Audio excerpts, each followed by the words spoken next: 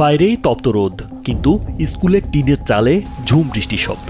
প্রচণ্ড গরমে যখন জনজীবন অতিষ্ঠ, তখন নরসিংদীর পলাশ উপজেলার একটি প্রাথমিক বিদ্যালয়ের শিক্ষার্থীরা আরামেই ক্লাস করছে। টিনের চালের ওপর বিশেষ স্প্রিংলার বসিয়ে তৈরি করা হয়েছে কৃত্রিম বৃষ্টির ব্যবস্থা। ফলে কমছে শ্রেণীকক্ষের ভেতরের তাপমাত্রা, বাড়ছে শিক্ষার্থীদের উপস্থিতি ও পাঠদানে মনোযোগ। বসার কোনো ওই ধরনের সিচুয়েশন ছিল না, প্রচুর তাপমাত্রা। তখন চিন্তা করলাম যে কি করা যায় সেই দৃষ্টিকোণ থেকে, এবং দেখতে পারলাম যে স্কুলের স্টুডেন্টরা আপনার অসুস্থ হয়ে পড়েছে।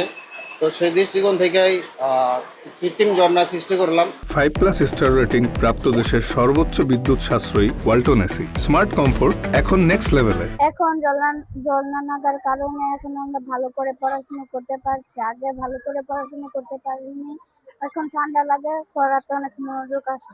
বাহিরের রোদ, ঝর্ণার বৃষ্টির মতো আওয়াজ হয়, আমরা ভিতরে ক্লাস করি, এই বিষয়টা আমাদের কাছে খুব ভালো লাগে। নরসিংদীর পলাশ উপজেলার ভাঙ্গা ইউনিয়নের ইসলামপাড়া সরকারি প্রাথমিক বিদ্যালয়। 5 দোনা ডাঙ্গা 4 লেন সড়ক নির্মাণের জন্য বিদ্যালয়ের জমি ও ভবন অধিগ্রহণ হয় 4 বছর ধরে অস্থায়ীভাবে পরিচালিত হচ্ছে শিক্ষা কার্যক্রম। প্রথমে ভাড়া ভবনে ক্লাস চললেও গেল 2 বছর ধরে স্থানীয়দের উদ্যোগে হুমায়ুন কবির নামে এক ব্যক্তির জমিতে নির্মিত একটি টিন শেড ভবনে চলছে 175 শিক্ষার্থীর পাঠদান।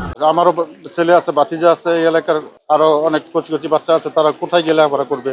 তখন আমি আমার এই জমিটুকু দিয়ে আমি নিজস্ব অর্থায়নে আমি স্কুলে প্রতিষ্ঠিত করে দেই। 5টি কক্ষের মধ্যে একটি বিদ্যালয়ের শিক্ষকদের জন্য আর 4টি শ্রেণীকক্ষ হিসেবে ব্যবহৃত হচ্ছে। খোলা আকাশের নিচে অবস্থিত বিদ্যালয়টিতে নেই কোনো বড় গাছপালা, ফলে তীব্র রোদে টিনের চাল উত্তপ্ত হয়ে উঠত। গরমে শিক্ষার্থীরা অনেকেই অসুস্থ হয়ে পড়ে, কমতে শুরু করে বিদ্যালয়ে উপস্থিতির হার।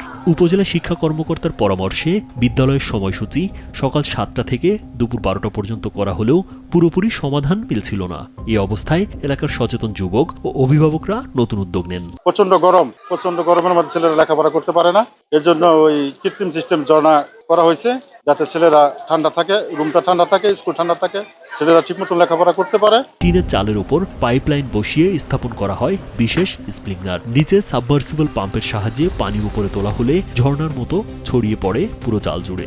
মনে হয় বৃষ্টি পড়ছে আকাশ থেকে। এতে দ্রুত ঠান্ডা হয়ে যায় উত্তপ্ত টিনের চাল, আর শ্রেণীকক্ষের ভেতরে তৈরি হয় স্বস্তিদায়ক পরিবেশ। ফলে শিক্ষার্থীরা আরাম ও আনন্দের সঙ্গে পাঠ গ্রহণ করছে। শিক্ষার্থী উপস্থিতি হার কমে যাইতেছিল। তারপর যে আমাদের একটা ঝর্ণার সিস্টেম করা হয়, টিনের চালের উপরে ঝর্ণার সিস্টেম করাতে এখন ভিতরে শ্রেণী পাঠদানও অনেক সহনশীল হয়ে পড়ছে, আর উপস্থিতি হারও আমার 95%-এর উপরে আছে এখন। ব্যতিক্রমী উদ্যোগ নিয়েছেন 2 সচেতন অভিভাবক লিটন ও খায়রুল ইসলাম। তাদের সঙ্গে যুক্ত হয়েছেন বিদ্যালয়ের সাবেক শিক্ষার্থী তানভীর হাসান। সামাজিক দায়বদ্ধতা থেকেই নিজেদের অর্থায়নে তারা এই ব্যবস্থা করেছে বলে জানিয়েছে। এই স্কুলের পিটিআই কমিটির সভাপতি লিটন মিয়া এবং মোহাম্মদ খায়রুল অভিভাবক সদস্য খায়রুল ইসলামের সহযোগিতায় এই কৃত্রিম ঝর্ণা সৃষ্টি করেছি, যাতে করে স্কুলের স্টুডেন্টরা কিছুটা গরম থেকে কিছুটা স্বস্তি পায়। রাজীব বিশ্বাস, কালবেলা।